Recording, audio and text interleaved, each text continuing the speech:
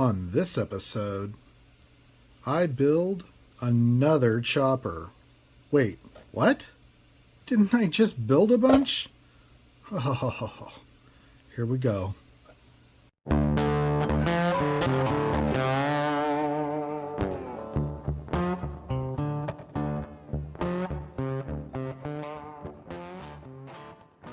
Hello friends, and welcome back to my channel where I review, discuss, build, and customize scale models. We'll start off with a quick unboxing and my initial review of the kit, and then you can join me for the build process. Be sure to stay tuned until the end where I'll reveal the completed build and share some pros and cons of the kit along with any challenges I might have had along the way. Before I begin, if you haven't already, I would really appreciate it if you could please click that subscribe button, and if you like this video, please give it a thumbs up. Also, I love hearing from everyone, and if you haven't before, please leave a comment and introduce yourself. Okay, so let's get right into this. I purchased this kit from a secondhand store about a year ago, and it's been on my to-do list. I've really wanted to build this helicopter, and even though I recently just finished a dual build, this one was kind of catching my eye in the stash shelf, and I thought, you know what, I'm just going to build that one. I've just come off building the other two, so I should be able to build a pretty good rendition of the HUGHES OH-6A. So give me a minute to clear the bench and we'll go through the kit. Okay, as I stated in the intro, I got this kit at a secondhand store. It is used, and it is a very old kit. Here we have the official Master Models Club application. I should send in and get one of those. We have some decals that are not in the best of shape. We may have to get some new decals for this. We have the fuselage halves, which are about typical. Not a whole lot of detail, but you can feel some rivets and stuff on there. They look not nice. And we have the glass. We have the windshield, a couple of the side windows, and some parts that are just hanging out in there. Here's our first sprue, which looks like parts of the cockpit. Here's another clear sprue with the rest of the windshields. This makes me a little nervous. Looks like maybe one of the side windows has broken, so we may have to deal with that. We have a large sprue with some pieces missing. It's probably where the fuselage was. We have some more interior pieces, some pedals, and some control units. We have the rear tail there.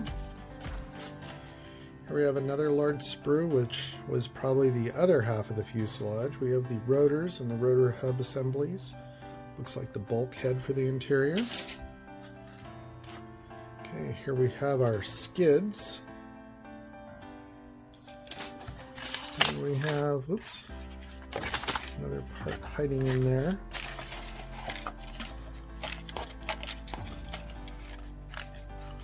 Okay, here we have our tail rotor, and that's it. Oops, we have a little, looks like a piece of clear plastic. Hopefully won't need that. All right, and here we have the instructions. So let me see if I can find a copyright. 1970. Okay, so right there, 1970 Revell, Venice, California. Alrighty, so as you can see, these are kind of yellowed because they are old. There's our cockpit installation, or excuse me, cockpit assembly, body assembly, rotor assembly, the guns on the side.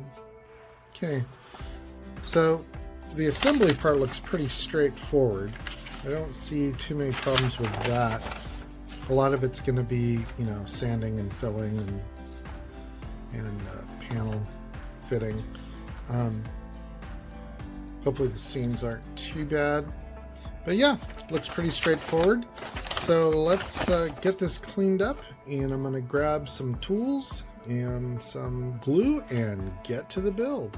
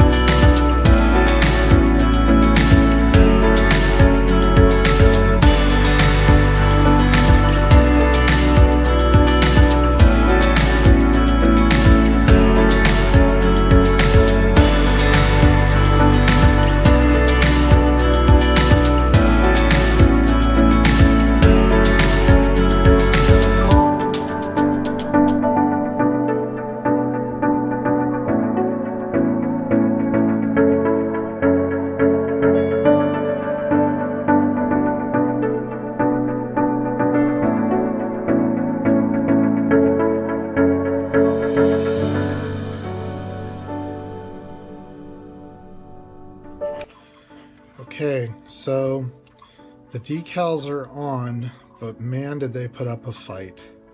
The original decals that came with the kit from 1970, they just basically disintegrated when I tried to put them on. So what I did, I pulled these old decals from my 1980s Huey, and I used these and the US Army and the call numbers on this kit.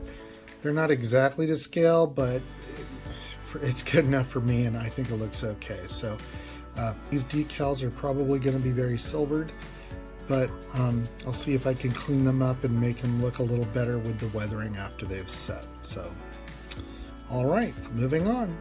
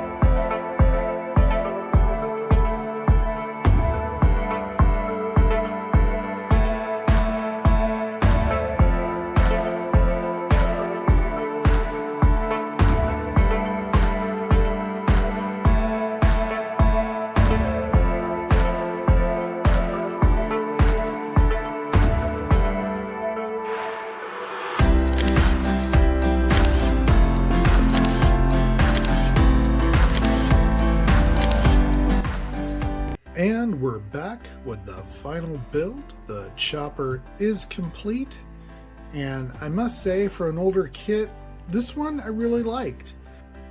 Considering it's from the 70s, the fit on pretty much everything was really well done.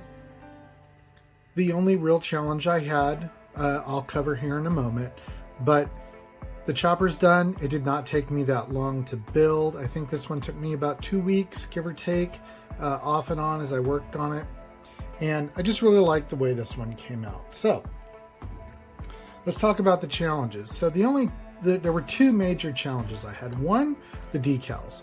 The decals are old, and they, at first, you know, I used warm water, which seems to work a little better for me on older decals, but just didn't happen. As soon as they laid down, they started to basically deteriorate and just fall apart. Fortunately, I had some old decals from another older Huey kit, which was from the 80s, and I thought, wow, what do I got to lose? So I used the United States Army decal and the call number decal from the Huey kit on this one, and it worked great. I did also use the danger arrows, and they're a little big for this kit, but you know what? I like it. It looks good. It looks good. So I'm going to stick with this. The only other real challenge I had with the kit was the forward canopy. I just had the hardest time getting that lined up, and I never was able to get it to line up and glue in place just right. However, I'm happy with how it turned out. And you really can't tell unless you look really close at it, and it's going to be on a shelf or maybe hanging from the ceiling. I don't know yet, but you can't really tell unless you point it out. And for me, that's good enough for me, because I mean, this was a very inexpensive secondhand kit, And like I said, it went together great, and I don't have any issues with it. Okay, pros and cons. So we'll go over the pros first. The pros with older kits are you can usually get them pretty inexpensively, unless they're like a really collectible kit or one that a lot of people are sought after. This was not. I think I spent $8 for this kit, so yay. The older kits also, for an older kit, this one seemed to have really good mold quality. The molds were fairly crisp and easy to see. There wasn't a lot of flash on the parts. I'm just kind of surprised, but that's good. And the detail is okay. For this kit, the detail's fine. It's not a super detailed kit. There's enough to do stuff with, but there could be more. But I mean, really, for what the kit is, I think the details on it are just fine. Okay, cons. Building an older kit. One of the cons is you're going to have to deal with old decals sometimes. And yes, a lot of aftermarket details are available out there. And if you can find them, great. That's one way to go. Also, cons, the clear parts may tend to be scuffed up a lot on an older kit. I was able to use some polishing compound to clean them up pretty well, and they're not great, but they look okay, and I'm happy with how they came out. Another con on these old kits typically are that the pieces just don't really fit well. They weren't as well engineered, but this one surprisingly went together great, so I'm going to give that one into the plus category. All right, suggestions for who should build this kit. This kit could be built by a fairly young mauler, young meaning not age, young meaning experience. It goes together very well. The instructions are very clear. The kit is nice enough that if you wanted to just throw it together, it'll go together pretty well. I'm sure there's newer kits that have been repopped from this mold. If you know which ones those are, let me know in the comments. I do have another kit of the same, well, almost the same chopper. This kit here is the Academy police helicopter, the 500D, which is very similar to this one. I'm interested in building this one here soon, just to see and compare it to the quality of this one. Granted, the scale is different. This is 148. The HUGHES here is 132. So it's going to be different, but I'm interested to see the quality difference between the two manufacturers. Okay, so that concludes my build video of the HUGHES OH-6A Cayuse in 132 scale. I hope you enjoyed the video, everybody. If you did, please like it. Please give it a thumbs up. Please feel free to leave me comments if you have any questions or just want to say hi. I appreciate it. I do appreciate all the subs we've been getting, so thank you very much. So again, thanks for stopping by and watching the video. Until next time, everyone, just be safe out there and go build something.